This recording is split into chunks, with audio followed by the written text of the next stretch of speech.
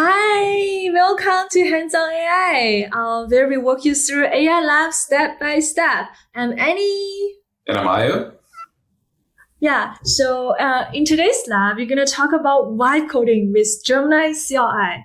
And as always, this is two-part series, and this is the second part. The last part, we talk about Gemini CLI extension, we talk about CLI MCP server. What are we going to talk about today, Ayo? Today we're going to be talking about context engineering with the Gemini CLI agent. So how can you embed useful context as part of a Gemini.md file, use that to create an ADK agent? How can we use also agent skills behind the scenes to dynamically leverage context when we need it, also relevant to ADK agent development. We're going to learn more about agent evaluation, so trajectory analysis, response output, comparisons. We're going to do CI/CD with our agent at the end of the day, build it, deploy it on Cloud Run, and then we're going to do a boss fight on cloud. A lot of things going to cover. So not only Gemini extension, MCP server, and a lot more. I'm very excited. And I know that by the end of it, we're going to fight a boss, right? Exactly. As always. Yeah. Hey, let's get started. Let's get started. Oh, sorry. Yeah, sure. So today, let me go over. So we're going to be picking up from study number 6 of the lab, where as mentioned just right now, we're going to be covering essentially context engineering with the Gemini CLI agent. And let's do a brief overview of what that means. So we're going to be updating the Gemini.md file with relevant context. How can you develop an agent with proper principles and protocol, L and agent syntax, tool calling syntax. Yes. Why don't you explain to audience, like a quick explanation of what is Gemini.md file and how does that work? Oh, sure. Great question. So the Gemini.md file, I'm just going to pull up the slide right now. So when you talk about the Gemini.md file, as we talked about in day 1, there's different ways where you can interact with the Gemini CLI. But first of all, first thing you do is when you log in, you can select a model. You can get an API key if you want to use an API key for interacting and accessing Gemini. But at the end of the day, Gemini.md file is essentially a file that can exist either at the root folder of your project, so that the .gemini folder in your root folder of your local terminal, or it can be the Gemini.md file in your project. And essentially, if it's at the project level, that's going to be project level context that's only called when you're within that folder. If you want global level context, you want to assign and assert that Gemini.md file at the user level, which is at the root level in the .gemini folder. And essentially, it's textual context that defines what's always going to be present as part of a system instruction when that Gemini CLI agent is called. Pretty cool. So my understanding is we're going to learn how to manage different contexts in Gemini.md file and also dynamically loading scale.md file for today's vibe coding thing. Exactly, yes. So moving on for what we're going to be covering today, we're going to be learning, as you just mentioned, essentially how can we create our Gemini.md file? How can we create our skill.md file that's going to be lazily loaded when it's needed to kind of enhance the context when it's relevant for it to be called. And let's get started. Let's start. So let's diving into the lab for today. A few things we want to do first is we are going to move back into our Shadowblade folder. We're going to clear and we're going to kick off the Gemini CLI. So let's go ahead and do that now. Yeah, notice that we simply just need to type Gemini to open Gemini CLI. And here we have clear to clear the window. Yes. Oh, this is from our last episode. From yesterday, so I'm just going to start off from where we were. So essentially we're clearing, we're calling the Gemini model with the Gemini CLI, and getting it to come up. And once that's done, the next thing we want to do is we're just going to say, analyze the entire project and provide a high-level summary. So as mentioned before in day 1, when we clone this agent versus developer repo, there's a lot of starter files within that folder. So when we deploy our agent to Cloud Run, we're not going to be building everything from scratch. We will be building most of it, but there are some starter files within that folder. If you want to find it, you can come over here to open the folder. switch over to agent verbs Oh, developer. are you sharing that right? Yeah, thanks for letting me know. So you want to make sure that you open your Cloud Shell editor. You can come over here to file. If you're not in that file that you need to be, open folder, and then you can specify the path to that folder. So let's move back over to agent versus developer. And you can see within agent versus developer, we have a lot of files. We have the Gitia data that we worked with earlier in day one. We have the Shadowblade that has the A2A server, Docker file, MCP server. Again, we're going to be filling all this out as we go on. We have a lot of other files. So essentially, we're just going to be asking the Gemini CLI to leveraging the tools that it has at its disposal. Remember, it has the read folder, it has the read file, built-in tools. It's going to read all these files, and it's going to give us a summary of the entire agent versus developer repo. So let's go ahead and do that now. So I'm going to come back over here. Yeah. Copy this. Right. Also, where you run this command depends on where you start the Gemini command. So like if you start Gemini command at the agent versus file, you can access the whole folder. If you open a specific subfolder and start Gemini session, it will access that specific subfolder. So it's running right now. So yeah, and see all the tool that we're using. We're using read file tool to read all the file under this folder and try to give it a good summary. Also, what we're seeing as well is within Gemini CLI, it is not just a single layer agent. It can also invoke sub-agents. So here you can actually see that it's invoking and delegating to the investigator agent. And that's essentially an agent that specializes in investigating code bases. So it's a kind of a good demonstration of the multi-agent capabilities of Gemini CLI. So this is going to take a little bit of time. And while that's working, let's move on, and we'll come back to that. So as it provides a high-level summary, what we're now going to do is essentially we're going to retrieve a blueprint kind of context file that we want to use later on for developing our ADK agent. So ADK is an agent development framework. It's what we use most of the time here at Google for building multi-agent systems and deploying it to the cloud. So essentially what we want to do is pull like this blueprint file that has instructions on how to create LLM agents, how to import the right packages, and make sure that it's available locally. So then when our agent is designing, our Gemini CLI agent is designing the ADK agent, it has the right context available. So let's go ahead and do that right now. And also, this is very... Sorry, go ahead. Oh, sorry. Please continue. Yeah, so as you can see here, before we move on, the summary did finish. So this project is a multi-agent system for a game. The central component is the Shadowblade agent, a large language model-based agent using Google's generative AI and the agent development kit. That's correct. So as mentioned before, there's a lot of starter files and templates and the model and AI agent. Gemini CLI agent can kind of pick up already that what we're going to be building is an ADK agent. But let's go ahead and download that Shadowblade agent design MD file and store it locally so it's available as a local file context. And let's take a quick look at that as well. So if you were to open that file, you can see the design document that's here. So this is the Python script that instantiates the Shadowblade combat agent. You can see different aspects of the key components in logic flow. We're telling what type of root agent we want, the model to use, name, and instruction. So essentially, we're just giving it the design document behind the agent we want to build. And we're going to go ahead and download that locally. And again, all we're going to do here is tell the model we want to download it. So as Annie was mentioning in day one of the benefits of the Gemini CLI agents and vibe coding in general is you may not have to remember, git clone or curl or wget. These are our basic commands, but the nice thing about vibe coding is it allows you to kind of translate programmatic instructions, with natural English. So let's go ahead and do that right now. So it's just we're telling it to download the file and store it locally. So let's see it happen. Yeah. So also in my opinion, this is the power of context engineering because essentially now you don't know what is ADK, how to create ADK agent, but you're giving it correct context and right instructions so that AI can create ADK agent for you. And this is exactly how to create ADK agent by giving so we want to have this context.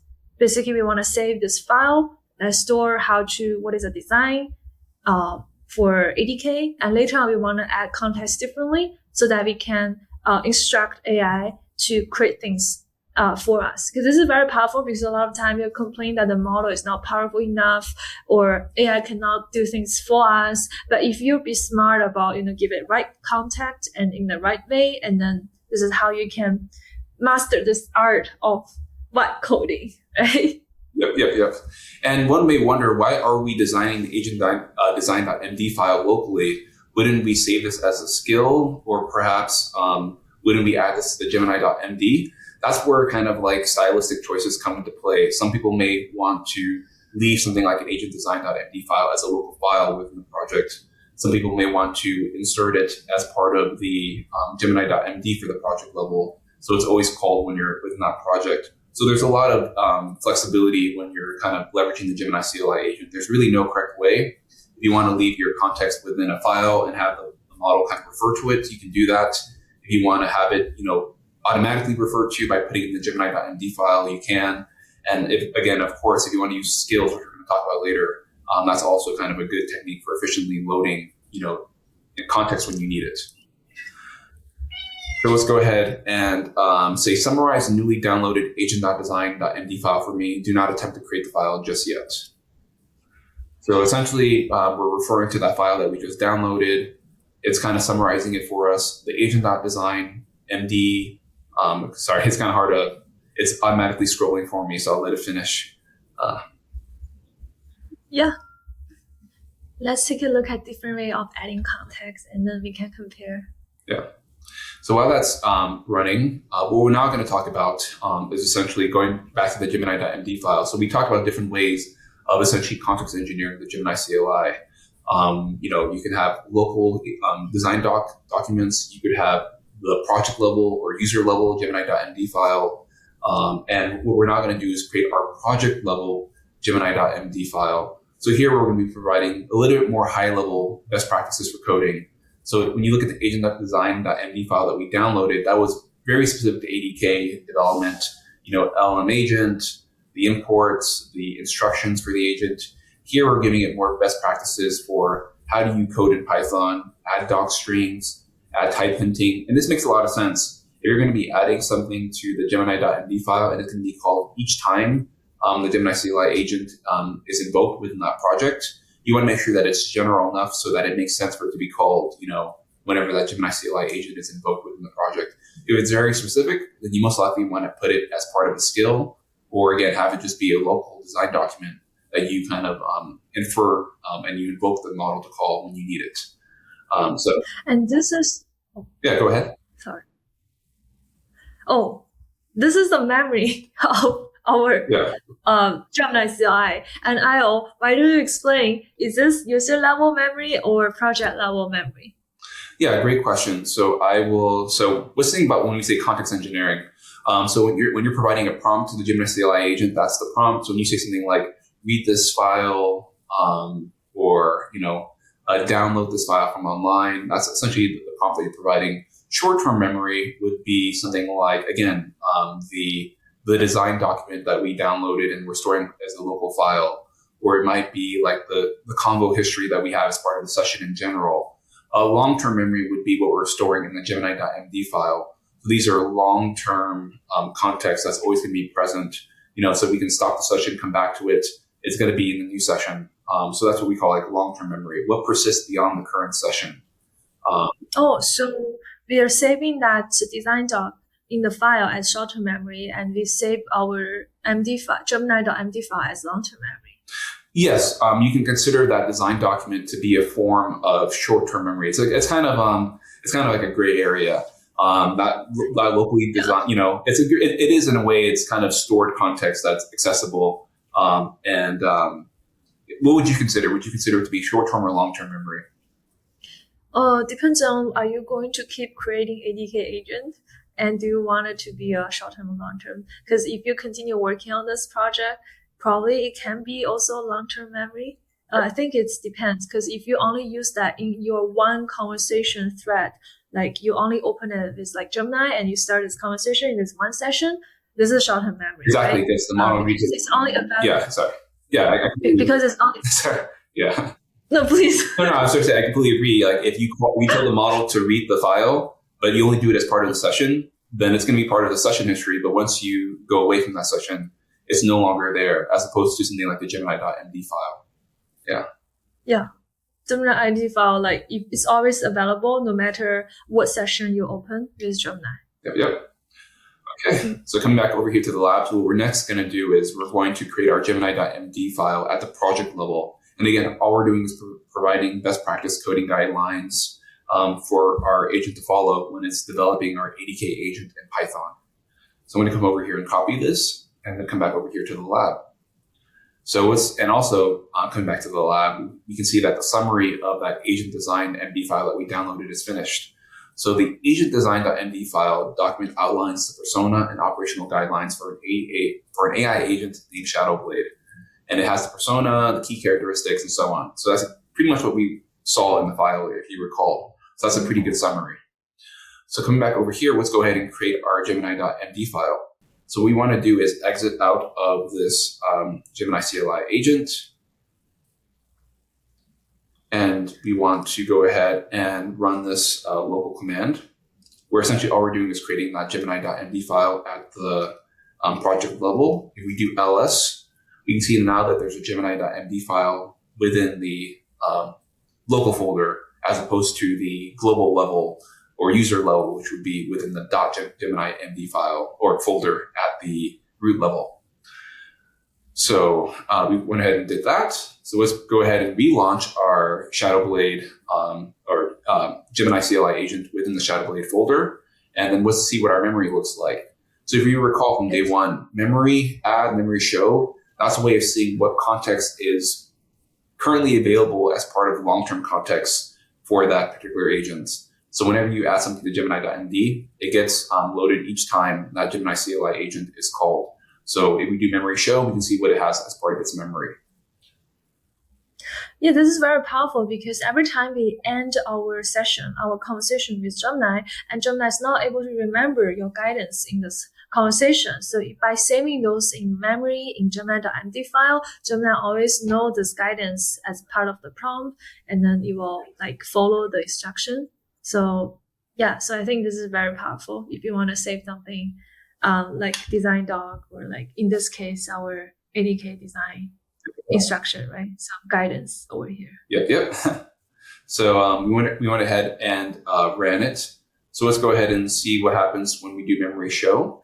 So coming back over here, we are in the lab. So let's come back over here to the Gemini CLI agent, memory show. And overall, it tells us what it has added to its long-term context. So context from Gemini.md, we can see the coding guidelines that we added. So that's exactly what we expect. And again, if you want to add more context, you can either update the Gemini.md file directly, or you can do memory, add, and then put whatever string paragraph that you want to add. That's also a way of updating the file too.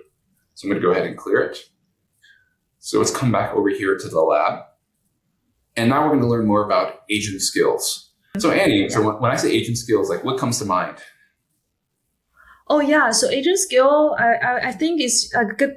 So I would have a metaphor of it's a dictionary, a really good instruction on how to do certain things. So for example, I want to connect into a database like Cloud SQL or whatever, and then Cloud SQL can be like a tool or MCP server to interact with it, and I want to have a really good instruction on how to connect into it. So I will create a skill to do that. In this case, I think I want a really good skill to build ADK agent, and so that Gemini CLI can dynamically loading this prompt when it's need, and it's not consuming our context window like memory does. What do you think? Yeah, that's pretty much a perfect explanation. Yeah, when I think agent skills, I think on-demand expertise. So let's say you need a plumber. Imagine you have a sink that is starting to leak. You don't really need a plumber with you all the time, but when your sink starts to leak, you need to have a plumber that you can kind of call and have on dial. That's what I think about agent skills, where it's when you need something immediately at a particular time, then you kind of bring it in. So just think about it as on-demand expertise that you have, as opposed to something like Gemini MD that's persistent, something that's always available and always loaded. So if you want to be more efficient with your context, we talked about in day one, where you want to make sure that you're not bloating your conversation windows with more tokens than is needed, because sometimes performance can start to diminish. And we're going to talk about evaluation coming up soon. And of course, agent skills is a really good way of balancing efficiency with performance. So let's see how you do it. So when you're creating... Let's see. Yeah, go ahead. I say, let's see. Okay, let's see. So when you're creating agent skill, it's very similar to the process that we've been doing before. Essentially, you create what's called a skill.md file. And within that skill.md file, you can specify whatever skill is relevant to that particular use case that you're trying to build. There's a little bit of nomenclature that you have to follow. So you have a skill.md file, and then you can have different skills within that file. So here we have an ADK agent design skill. We're giving it a description. So this is how the agent knows, when it should be referred to. And then we're giving it content as part of that skill. So here's what's going to be dynamically loaded whenever we have a ADK agent design file come into place. So when designing an ADK agent, follow these principles. We have the agent architecture, we have the tool design, we have the testing strategy. And that's only relevant, again, when we're doing ADK agent design. We don't need this to be available all the time. So that's pretty much the simple process behind creating a skill. So let's go ahead and create that here. I'm going to exit out of the Gemini CLI. Okay, so I just closed the Gemini CLI window, and now we want to go ahead and run that command that we just copied. So coming over here, we're going to go ahead and actually create that skill.md file. So again, we're creating it at the user level root folder, .gemini folder. Within the skills subdirectory, then we're creating the agent skill name, ADK agent design, and then labeling it skill.md. So this is how, essentially you have to kind of structure it when you're creating a skill. So you have the skill name. Also within the file, you have the name as well and the description. So let's go ahead and execute it. And that's pretty much it. So now if we wanted to come back over here to the lab, we can actually then do skills.list. Not skills.list, but skills list, and see the available skills that we have as part of that particular project level as well as user level. Okay, so let's go ahead and kickstart the Gemini CLI agent.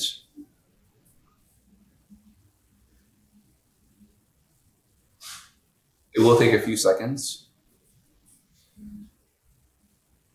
Okay, so let's go ahead and see the skills that we created.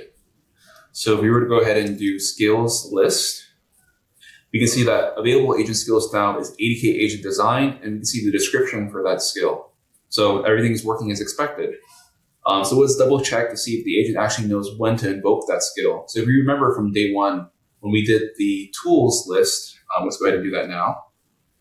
Just to double check, tools list. If you recall, one of the built-in tools is activating a skill. So now that we have a skill available, if a skill seems relevant to a question, the agent is actually going to activate that skill and dynamically load that skill as part of its context. So let's see what happens now if we were to ask, what are the best practices for designing tools in an ADK agent? So overall, as you can imagine, this should be, it's pretty similar to the whole ADK agent design concept. So we're expecting that the agent skills for this gets activated. So let's see. So let's go ahead and paste that question here. Yeah, so we expected to activate the ADK design skill and then read the document and load that as part of the context to help us properly design it. And we need to allow for once or for the session. So you can see that it called the tool as expected, activating skill. And you see that it's activating the skill that we created, and then it's giving us the answer. And again, so in our particular use case, our skill was pretty lightweight. We only had a few clauses or paragraphs there. But again, you can make your skill as comprehensive as you would like. So again, the whole point is efficiency and balancing performance as well. So essentially, you're not loading more content than you need or context, but also when your model needs it, it has availability to that context to improve accuracy of answers and performance.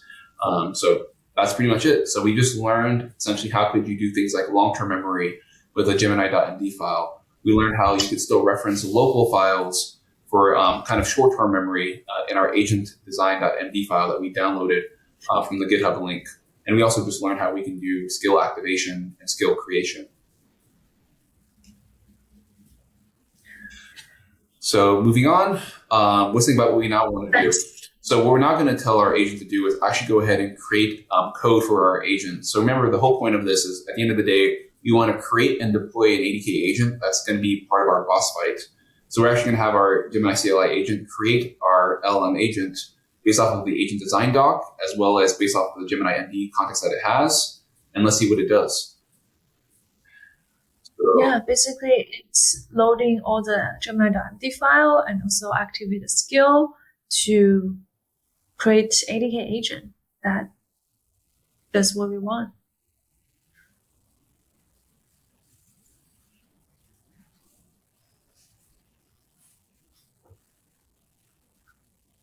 Okay, so we can see that it is running right now. Let me scroll down. So I'm ready to assist. First, I will analyze the files. And it says, please, the agent design MD is not in the current directory. Please provide the content of the design document or the correct path to the file. So let's see what's happening here. I were to do ls. Can you verify the agent design file? Okay, so this is good that it happened. So it looks like when we told it to download the file, it read the file, but it didn't download. So again, these models and agents are a little bit stochastic. Sometimes, as we mentioned before, prompting these agents is an art. So sometimes you may have to modify your wording. So let's go back to the lab and see if we can kind of tell it to do that one more time, but perhaps a little bit more explicitly. And again, we're using the Gemini 2.5 model as part of this lab right now. The Gemini 3 model is a little bit better at instruction following. So there's little things you can do to kind of improve performance. But let's exit out of this shell mode. And I'm going to go ahead and paste that same command from before. And I'm going to say, making sure to download this. Remember to download the file and save as agentdesign.md. So shell command, I forgot to exit out of shell mode. So sometimes, again, just make sure that you're not in shell mode. So I'm going to make sure that I escape out of shell mode. So now I'm back into my regular mode, but I'm going to go ahead and copy that one more time and just paste that here. Remember to save as an agentdesign.md. Okay, great. So it looks like it was able to follow our instructions this time. So before it was missing the file, but once we downloaded the file, it was able to actually go ahead and create the agent.py that we asked for. And we can actually double check and see that it created the file. And let's see, ls. So now we have the agentdesign.md file that we told it to download. And if you recall, we then told it to go ahead and create the agent.py file. So it did it. So great. So now if you take a look a little bit more closely at the agent.py file, let's take a look at it. We can see that there is... Forget to share your screen. Yes, thank you. So if you take a look at our agent.py file, you can see that there is imports. We're referring to a Shadowblade MCP server. We're loading environmental variables. And again, we have our root agent as specified in the agentdesign.md. We have the Gemini 2.5 Flash model, the instruction, and that's pretty much it. So again, agent.py looks well formed, but what's missing now are the actual tools that it's going to use. So right now it has reference to a Shadowblade MCP server, but we haven't actually defined what that MCP server is. So that's our next step. So coming back to the lab, sorry, go ahead. Oh, no, I'll just say this is how ADK connect to MCP servers through MCP toolset. Yes. And yeah, please continue. Okay, so let's go ahead and proceed. So what we now know is we created our agent.py file, but if we take a look at our MCP server in the editor, and we'll just take a look more closely at that. So come over here to Shadowblade, MCP server. We're going to see that there's a lot of... Hey, don't forget to share the right screen. Yes, so coming over here to Shadowblade folder and MCP server, we can see that there is certain tools defined, but we're missing a lot of other tools that are going to be needed for our Shadowblade agent within the boss fight. So we're going to have to tell it to kind of create the additional tools that it's going to need by just providing prompts directly in Gemini CLI. So let's go ahead and do that now. Okay, so I'm going to come over here and back to the lab. I need to add several new weapon tools to mcpserver.py. Please open this file and following the exact same pattern as the existing tools, create new tools essentially. So we're telling the tools that we want, the damage points that come up with those tools. Again, this is for the boss fight. Hey, you may want to zoom in a little bit for audience to read them clearly. Yes, so we have our refactoring sickle, our quick start crossbow, our gilded gavel. So essentially these are just new weapons that our agent can use as part of the boss fight. So let's go ahead and copy that here. And again, make sure that you exit the shell mode. It sometimes happens. And share the right screen. I can come over here and paste that. Okay, so our new weapon tools have been successfully added to the mcpserver.py file. That's great. Yeah. Let's proceed on with the lab. So we went ahead and prompted Gemini CLI agent to add more tools to the mcpserver.py file. And now what we wanted to go ahead and do is actually test it. So now that we have a working agent.py file and a working mcpserver.py file, we can actually go ahead and do what we call ADK run. So ADK is an agent development framework and has different ways where you can kind of test your agents interactively. You can test it in the terminal with ADK run, or you can use what's called ADK web, and it comes with a development UI where you have like a local website on your browser. You can prompt the agent, you can pass in multimodal information, you can see the outputs in real time. But overall for today, we're going to be using ADK run. So let's go ahead and do that right now. Okay, so before we proceed, in case you want to make sure that your code is correct, just because Gemini's generated code can be unpredictable, we do provide working code for you. So you can go ahead and copy that directly into the your Shadowblade directory, just in case you want to make sure that there's no hiccups, because we are going to be doing agent evaluation next. So sometimes Gemini may need 1 or 2 tries before it gets it right. But since we were running, we want to make sure that we get it right for the evaluation. We're going to go ahead and copy over the working code over to the Shadowblade directory that we're using for our development, location. But if you feel confident that your agent created the right code, you don't necessarily have to run these steps, but we're going to do it now just so when we run into the evaluation, everything's working correctly. So I'm going to go ahead and copy that here and come over here to the Gemini CLI terminal and paste that over here. So overall, what we've just done is copy the working code that we provide just out of the box, just so there's no hiccups when you start doing the evaluation. But overall, those steps were optional. But if you do see any errors in the evaluation, you may just want to either take a look at some of the hints in the working code folder and kind of prompt your agent to kind of fix it, or you can just use the working code directly.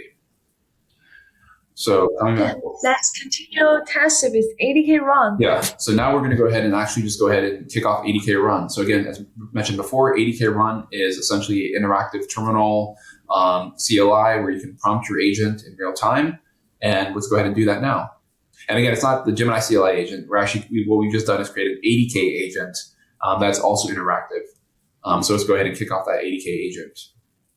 So coming back over here to the terminal, I'm going to go ahead and paste this here. Yeah, essentially we are trying to interact with the agent we just created. And ADK run is we can interact with it in our terminal. Yeah. And later on, we're going to write test to it so that we can run test in terminal as well. But now we just want to run the agent so that we can interact it in real time. Yeah. And afterwards, we might want to create synthetic data for our testing and then just run the test directly. Yep. And by the way, the reason why it's taking a little bit of time is because what we're also doing right before we do ADK run is we're creating a virtual environment and we're installing all of the requirements that our agent requires. So behind the scenes, even though we haven't really covered it, behind the scenes it's using Google ADK, Python library. It's using a lot of other Python libraries that we're using as part of the agent runtime. So you just want to make sure that all those packages are available as part of the virtual environment. So we're installing everything that we need, and it takes a little bit of time. And this is the same thing that's going to happen when you deploy to Cloud Run. So while we're doing this locally, when it's time for us to deploy to Cloud Run, essentially we're going to be building a container image that kind of embeds all of these packages kind of pre-installed. Okay, great. Oh, wow. It looks like the ADK run finished, and we can now start prompting our agent. So let's go ahead and copy that first command from the lab instructions. We've been trapped by perfectionism, the Gilded Age. Its weakness is elegant sufficiency. Break us out. So essentially, we're giving a prompt to our agent, and it should give us some useful, advice on how to break us out. I think you're trapped by perfectionism. I think you're trapped by perfectionism. I was kidding. Who knows? So it says the target perfectionism has been neutralized, initiating the Gilded Gavel attack. Remember, we added all these weapons as part of the MCP server definition. So now it's actually leveraging some of those weapons that we provided it to actually attack these monsters, such as perfectionism. If you want to know more about like the RGB roleplay theme of Agentverse, please kind of take a look at the first step of the lab. Kind of goes into depth into like the different specters of like dogma, of like everything that impedes developer productivity. But overall, that looks like it's working great. Let's try one more time and see another command just to confirm that everything's working. So now we're going to actually have it attack dogma.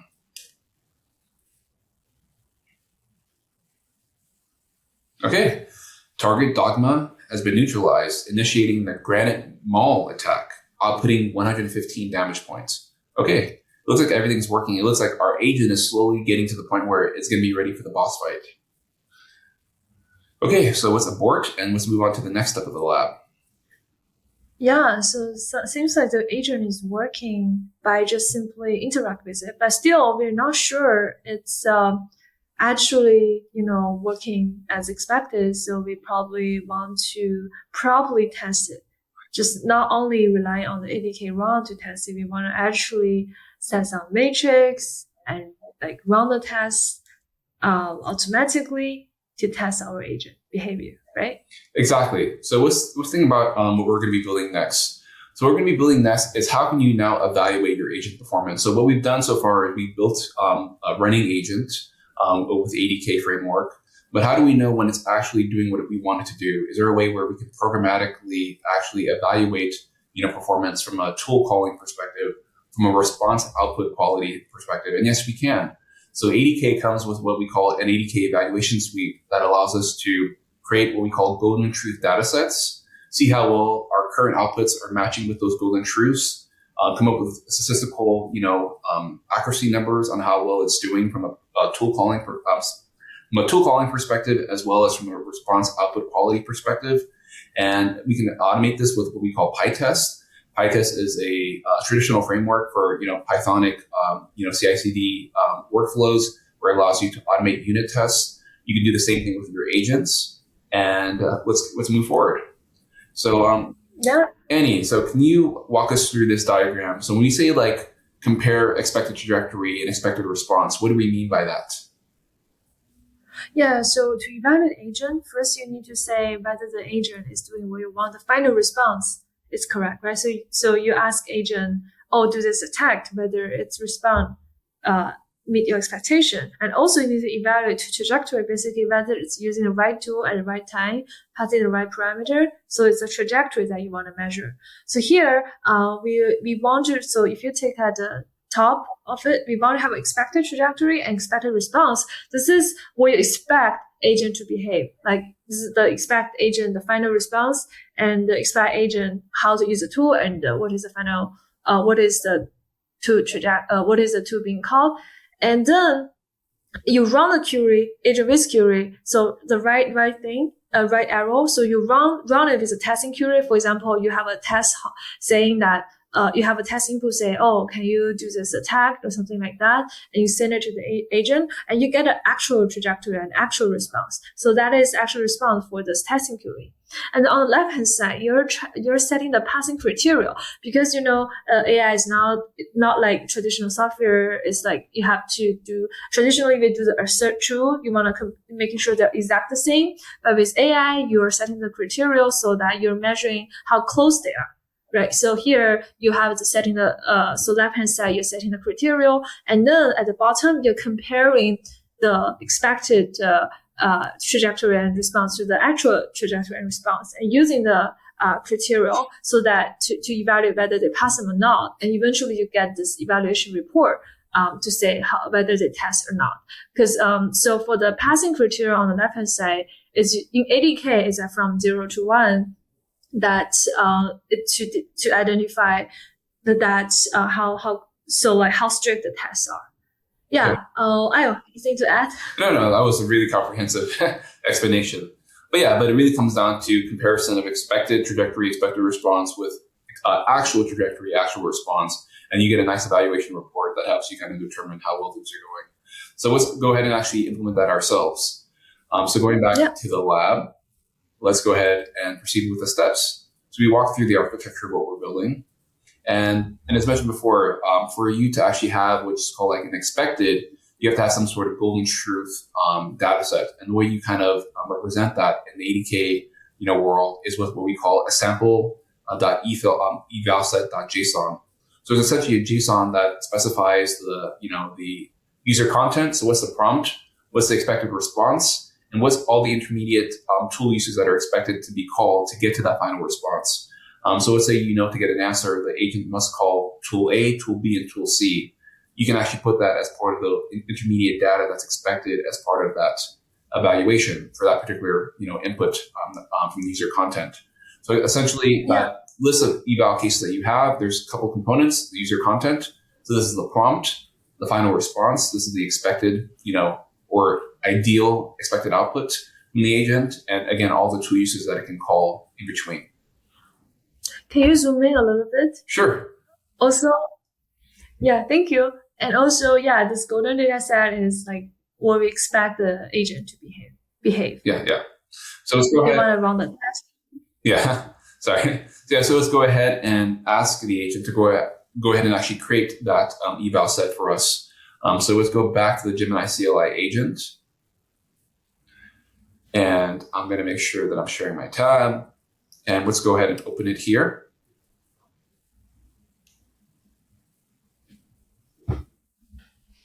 And it takes a few seconds always for the Gemini CLI agent to kind of pop up. Okay, so it's up and running. And let's go back to the lab. And what we're now going to ask it to do is command the Gemini CLI agent to act as a QA scribe, creating a series of test cases that define the expected behavior for your agent. So essentially, we're giving it a prompt. We're telling it the output structure that we're looking for. We're telling it, essentially the type of eval cases that we want to test. And then it's going to give us a nice sample eval set JSON file that we can use later on for our evaluation. So I'm going to go ahead and copy that here. Okay, so we're going to go ahead and paste that instruction now. And it's going to go ahead and create that sample eval set.json for us. So it's going to take a little bit of time, but overall it's processing our instructions.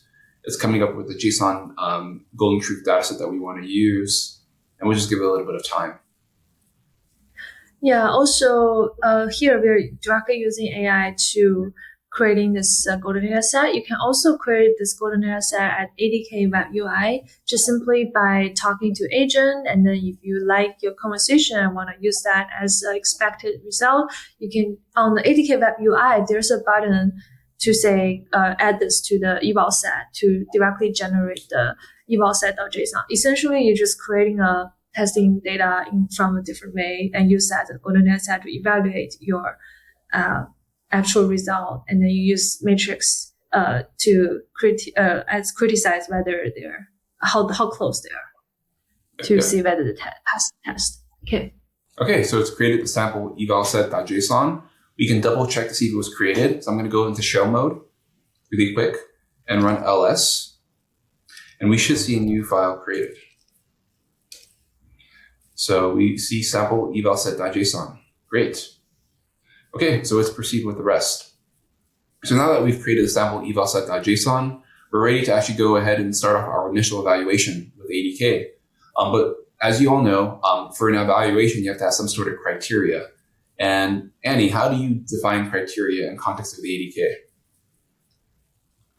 So usually, if you go to ADK doc as an evaluation part, we have a different matrix. So in this lab, we are using two trajectory average score and response match score to evaluate. So the two trajectory average score is evaluate the tool use. So this is the exact match. You want to making sure the tool is so whether the tool usage, like using a 2A, 2B, whether you're using in the right order, so the exact match algorithm. And for the response match score, we are using log to calculate the similarity. And here, with the value on the right is like we have the value from 0 to 1. Basically, 0 means whatever you have is you always choose, and 1 means you have to be exactly passing the criteria.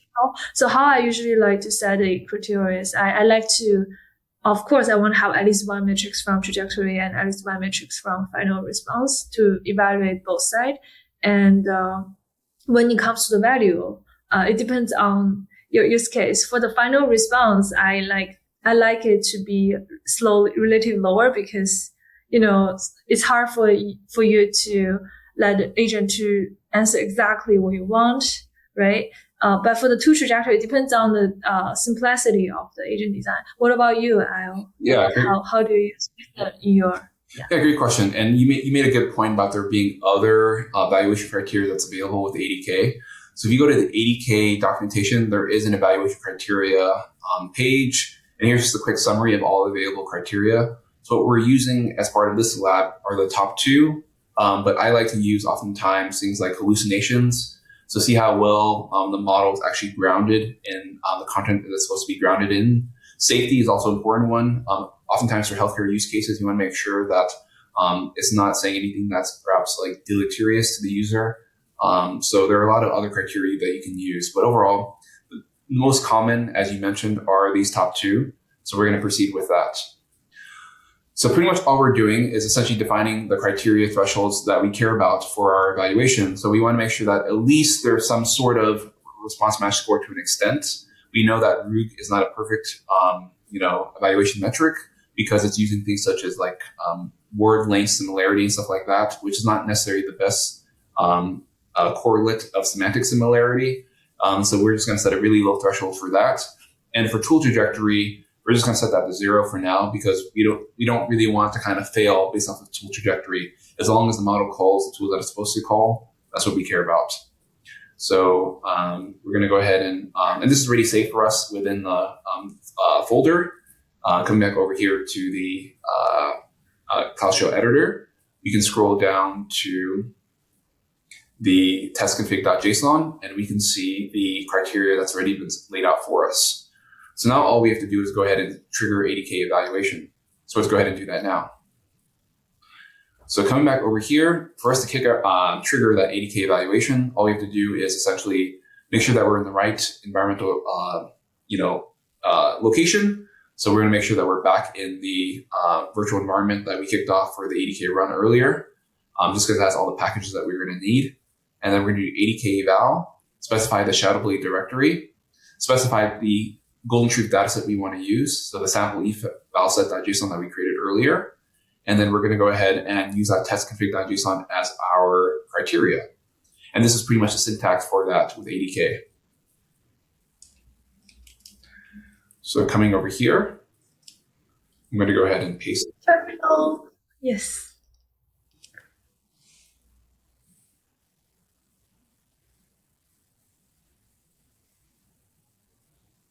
So it's running the evaluation. It may take anywhere from 30 seconds to a minute. Yeah. So while we're waiting, we can talk about different way of running evaluation. So we can use ADK eval, or we can run in the ADK UI by directly run the test in the UI, or you can use pytest. So that later on we can write them to CI/CD, and later on we're going to introduce pytest. Do you want to explain maybe what is the difference between them and when should we use what kind of test? Oh, yeah, great question. So while this is running, so pytest essentially is an automatable version of the ADK eval that we just manually triggered. So of course, if we want to do evaluation, we don't want to have to be running ADK eval each and every time. We want to be able to inject this as part of a CI/CD pipeline. So let's say an evaluation fails, we don't actually deploy that image to to a public service, for example. For us to do that, we have to have essentially automatable unit tests, and pytest is essentially that language in Python. Since we're using Python for our ADK agents, we're going to be using pytest for our unit testing framework that we're going to define. If you're using Go or Java, some of these other languages that you can create ADK agents with, it would be a different unit test framework. But overall, we're using pytest because we're building ADK agents with Python. But overall, the main goal is to automate the evaluation so we can then use it for useful reasons later on, such as for within a CI/CD pipeline, to kind of kickstart or block a deployment and so on. Yeah, let's continue. Yeah, so it looks like our evaluation finished. Let's take a look at it. Right, I saw it's passing. Yeah, great. It looks like it finished. All tests passed, which is great. But for some of you, when you run this command, you may get a failure or you may get no output. That likely means that the sample eval set JSON that was created by your Gemini CLI agent wasn't correct. So you can either reprompt the agent to follow the instructions a little bit better, or sometimes you can just go directly to the editor, and it may just be some small errors in the JSON that was output by the agent. But overall, luckily we were able to pass the first time, and let's move on. I noticed that we are using pytest right now. So we are now using ADK eval. I remember that you mentioned earlier that we want to use pytest so that we can scale the tests and put them to CI/CD. Can you explain how we are using Gemini CLI to create this pytest? Yeah, definitely. So all we're going to do now is, what we just proved was ADK evaluation testing, and we did it locally and manually. Now we want to create a series of unit tests that can be run programmatically as part of like a CI/CD pipeline. And when we say CI/CD pipeline, what that means is, and we're going to be building later on, is how can we set up a continuous integration pipeline so that we can test and evaluate our agent, make sure that everything's been performing well. And then if it is, we continue with the build, and then we finally push it to deployment. So essentially, this is how you can kind of set up a production pipeline where you only push agents that are performing well to production. And that's how we're going to essentially automate using pytest. Okay, so coming back over here to the lab, let's look at what we're going to paste in. You're an expert Python developer specializing in the Google Agent Development Kit, ADK. Your task is to generate the exact code for a new pytest file located in the current root working directory and name it testagent-initiative.py. And then we give it some instructions on the pytest syntax of what we want to create, how we want the testing flow to look like, and that's pretty much it. So by the end of this, we're going to have our own eval test set file that we can use in an automatable fashion. So I'm going to go ahead and copy this here and paste this over here, and make sure that you kickstart the Gemini CLI agent ahead of time. So it's going to take a few seconds. Oh.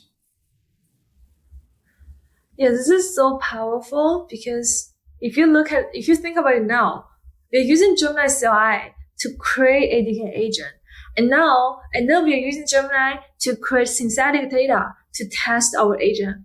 And now we are using Gemini to create our pytest and our CI/CD. We essentially rely on Gemini for all our development lifecycle, right? Every end we are using Gemini to do it. That's so cool. Yep.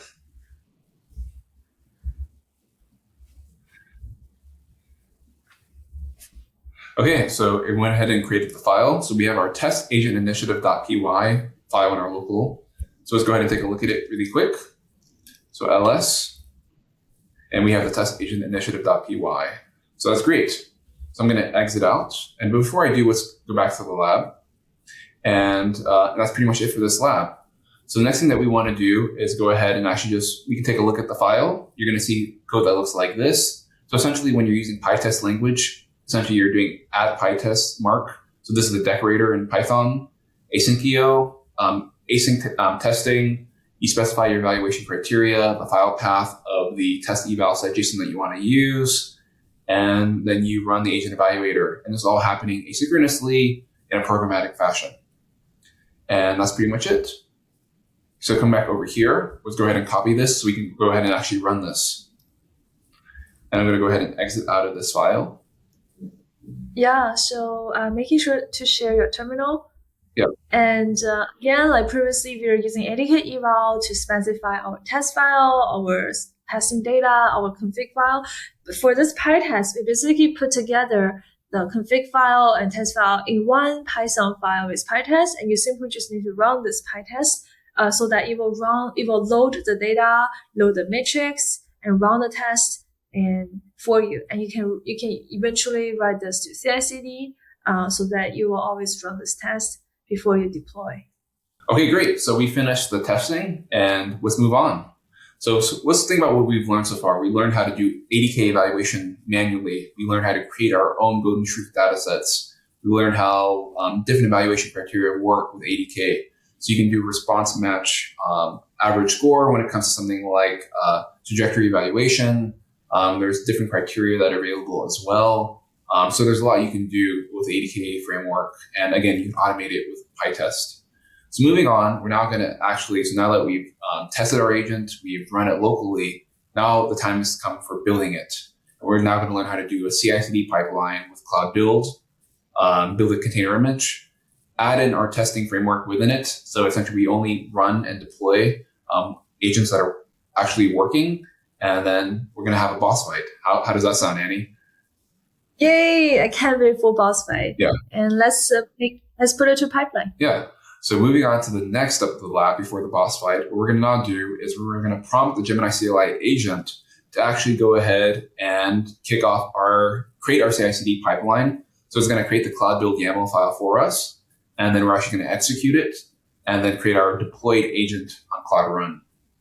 And again, this agent is going to be A2A compatible, so we can actually communicate with the boss in the cloud. So that said, let's go ahead and kick off the Gemini CLI agent. Coming back over here to the terminal.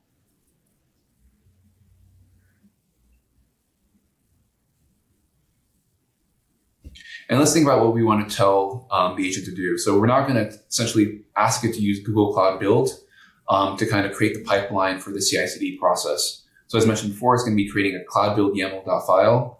This is a file that essentially provides the steps of all the build process that's going to happen behind the scenes. So you're an expert DevOps engineer specializing in Google Cloud Build. Your task is to generate the complete YAML file configuration and so on. And essentially, we're telling it to have different steps. Run pytest. Again, we want to make sure that evaluation is part of the CI/CD pipeline. Step 2, we want to create the actual container image and store it in Artifact Registry. And that's pretty much it. So that's pretty much all we're doing as part of the CI/CD process. Test, build, and kind of store it in Google Cloud Registry, Artifact Registry. So let's go ahead and copy that here. Basically, you just create a blueprint and the process, this Cloud YAML file, and making sure you put your ADK test to the pipeline so that it has to pass the test to before it deploy. And it's very critical. Like, why spend all this compute and cycles, deploying an agent that's not working? So it's a really good, again, when you talk about efficiency and performance, evaluation kind of goes, intrinsically within that workflow of improving performance and efficiency. So let's go ahead and allow for this session. Yay, the Cloud YAML file is created. Yes. Let's take a look. It's great. So let's take a look. We can do cat Cloud Build YAML, and we can see the steps that were specified. And everything looks pretty good, but the moment of truth is actually running the file. So let's go ahead and do that now. So I'm going to go ahead and exit out of the Gemini CLI, and I'm going to go ahead and paste this here. And essentially all we're going to do is do gcloud build submit, and we're going to actually point to that Cloud Build YAML file that we just created. And then all these other details are kind of available as part of our environment. So don't worry about the project ID. That's kind of set up automatically. As long as you see this yellow string, your project ID is set. Region is also part of the environmental variables that's been preset for you as well.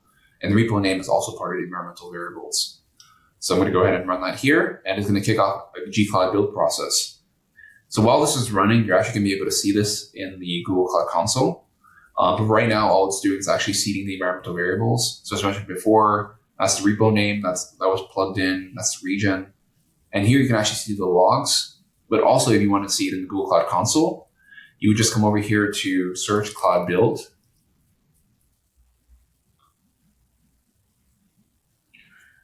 History, and you can see the running process right here. So if you recall earlier in as part of day one, we actually went ahead and deployed the agent burst dungeon ahead of time. So that's actually this build process that you see here. And then here's the build process for this new agent that's being built, or at least the container image that's being built. Yeah, so making sure when you open this, you're selecting the right project on the top left. Yes, yeah. It looks like the container image finished building. That's great. So we can see where everything is done. And so let's move on to the next step of the lab.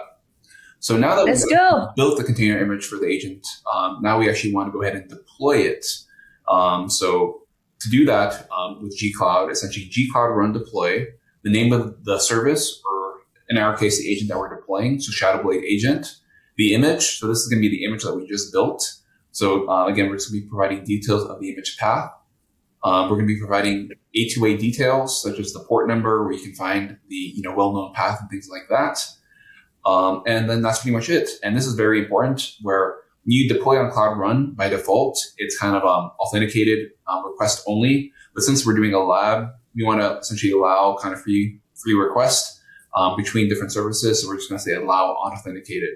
For different production use cases, you may say authenticated only and have your own kind of auth schemes. But for this lab, we're not going to have that. So let's go ahead and copy this here and come over here to the Cloud Shell. And let's go ahead and do the G-Cloud run deploy. So this is going to take a few minutes as well. It may take about 1 to 3 minutes. But once this is done, we're going to have our deployed agent and we'll be ready for the boss fight. Yeah, so once we deploy our agent, we can connect to our dungeon agents through A2A protocol. And if you wonder what is A2A protocol, when I will mention like how do you set it up. But if you don't know what is A2A, in our previous episode, like first hands-on series, we talk about multi-agent system, and we mentioned A2A protocol there, so you can take a look there. Or you can take a look at A2A doc to learn more about how this agent talk to another agent. Essentially, we have an agent card that specify all the skills, the URL, and how to connect the polling or streaming, right? Yeah. But while this is building, this is actually a great time for us to cover agent hooks. So when we talk about agent hooks, essentially, what comes to mind, Annie? So I actually feel like it's similar to like callback, like intercept the agent lifecycle.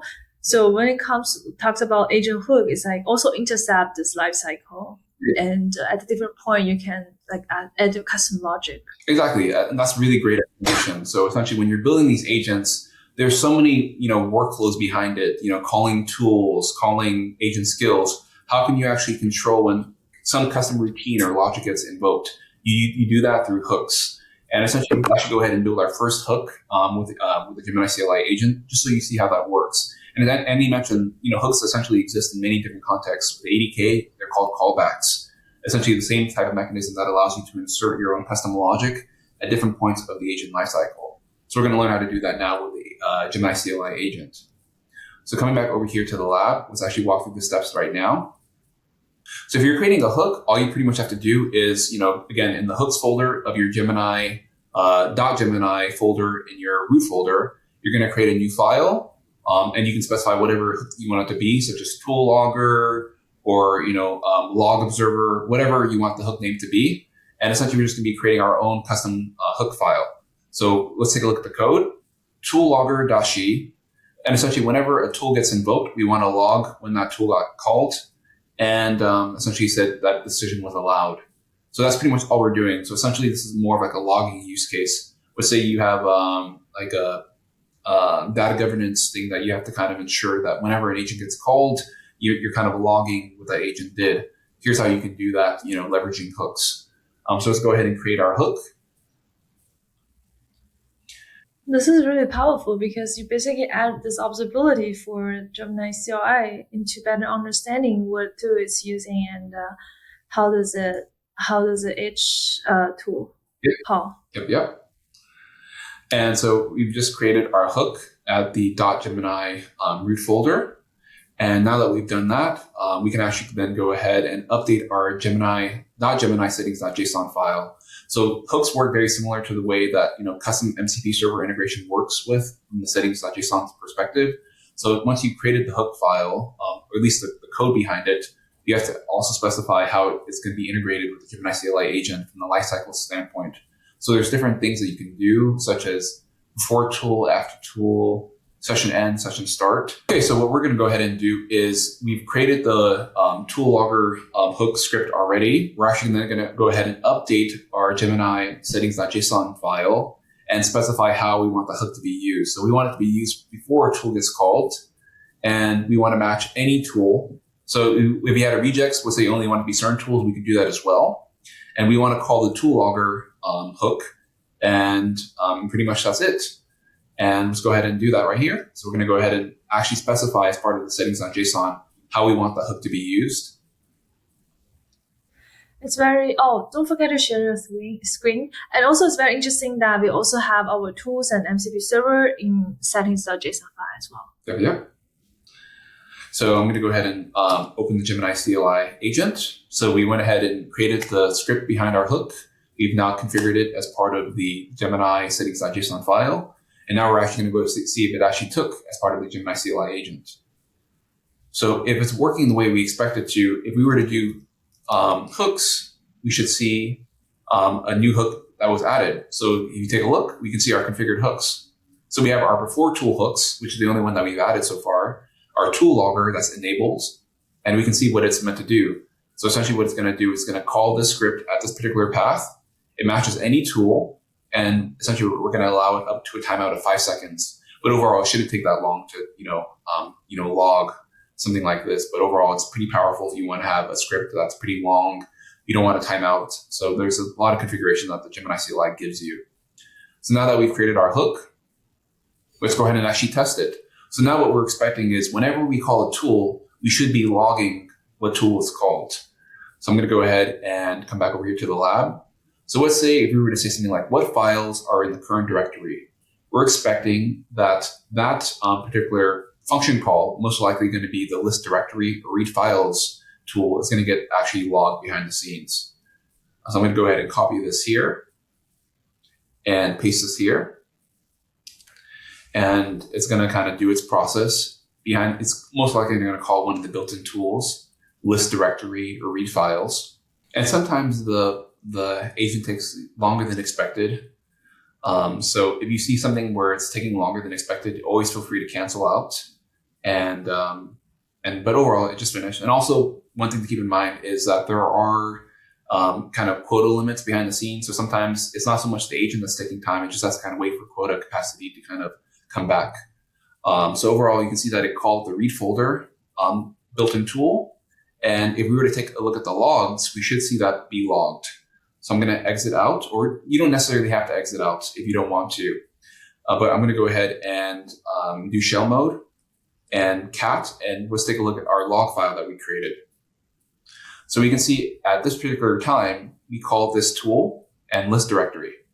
So that's pretty much what happened, and everything's working. So now we have a hook that pretty much logs our entire session as far as when tools were called. So it's pretty powerful from like a governance or kind of observability standpoint. Yeah, especially for debugging and tracking. Yeah. Okay, so that's hooks. So that's pretty much covers everything. And let's take a look at our deployment for our agent. And it's finished. So now we are ready for the boss fight. So we've covered agent skills, agent hooks, agent evaluation, agent deployment, and now it's time for the boss fight. Are you ready, Annie? I'm ready. Let's go. Okay, so let's jump into the boss fight. Okay, so now that we've deployed our agent to Cloud Run, if we were to come over here to Cloud Run, we should see two different URLs now. So if you want to double check, you should see your dungeon as well as your Shadowblade agent. So the dungeon was deployed in day one, and the Shadowblade agent was just deployed. So that's the two services that we're expecting. Oh, you can't see my screen. Sorry about that. So these are the two services that we're expecting. Okay, so now that we're done there, let's go ahead and actually grab the URLs. So there's two different ways of doing it. When you're working with Cloud Run URLs, you can actually just see the endpoint here, or you can just echo it in your terminal. So I'm just going to go ahead and click it directly from here, just because it's easier. So let's go ahead and open up our dungeon. And now that our dungeon popped up, I'm going to come back over here to the Shadowblade agent. Yeah, so we enter the battleground and we're about to fight our Shadowblade agent. And I'm going to go ahead and paste this here. So I entered the dungeon, enter the Crimson Keep, and I paste the Shadowblade agent URL that I copied from the Cloud Run URL endpoint. And that's pretty much it. And you're ready to go. And again, I use the Cloud Run approach directly in the console. If you're someone who likes to use the echo command, you can do that directly in the terminal as well and just copy the URLs and get output from there. But let's go ahead and kick off the boss fight. So we're fighting. Oh, wow. So your good enough solution is not perfect. Imperfect, not perfect. Okay, so according to the workshop, what is the main purpose of creating a design document before coding? Maybe to force the second one, to force clarity on the goal. I agree. Because it's the longest one. Oh, I was kidding. So what is the purpose of the sample evalset.json file used with ADK? Let's go to the dataset task case. Because we want to create the expected value so that we can evaluate whether they're correct or not. So what is the primary function of the Gemini CLI's reason and act react loop? Yeah, so I think to analyze intent, select, and execute. So you will do the reasoning, act. Did you select that because it's the longest one? Yes, also it makes more sense. Okay, so what is the role of a model context protocol in Speakserver? So we talked about this. Yeah, so let's take a look at the longest one, the third one. Because we want a specialized portal allows Gemini CLI to connect tools like GitHub. So we're basically using GitHub for our last episode. We're using GitHub so that we have this local GitHub server. Yeah. What is the big benefit of pytest? Because the longest one, the second one, because you want to you essentially automate the whole thing and put it to CI/CD. Yep, I agree. Okay, it looks like one more, and we might be beating this boss. So what is the purpose of the cloud build YAML file? It's like a blueprint to define all the steps to automate the pipeline. So I think it's the second one. I agree. Because we define how we put the ADK test to it. Oh, it's not that yet, but one more question. Okay. What Google Cloud Service is used to define and execute the automated continuous integration CI pipeline? It is Cloud Build. I think Cloud Build. And we won. We beat the boss. Yeah. Oh my gosh, it's so good. Virtual high five. Okay, so let's just do a quick recap. No, virtual high five. Virtual. Okay. I mean, virtual high five. This is, okay, virtual high five. Yeah, okay. 3, 2, 1, virtual high five. Yeah. Okay, so we learned a lot in these past 2 days. We learned vibe coding with Gemini CLI. We learned Gemini extensions. What else did we learn, Annie? Yeah, we learn extension. We learn how to add MCP server to Gemini CLI. And also, most importantly, how do you have context engineering mindset to smartly manage your context at memory in the Gemini.md folder, with skill to dynamically loading the specific prompt. And how do you set a user level and the project level context for your context, for your web coding thing. And not only that, we also learn how to, leverage Gemini CLI to create testing, creating synthetic data, automate the whole thing, even create a pipeline with Gemini CLI. And we also touched a little bit about Gemini CLI hook, right? Anything to add, Ayo? No, that pretty much covers it all. Thank you so much for those who stayed with us throughout the journey. And until next time, I'm Ayo. I'm Annie. See you next time. Bye. Bye.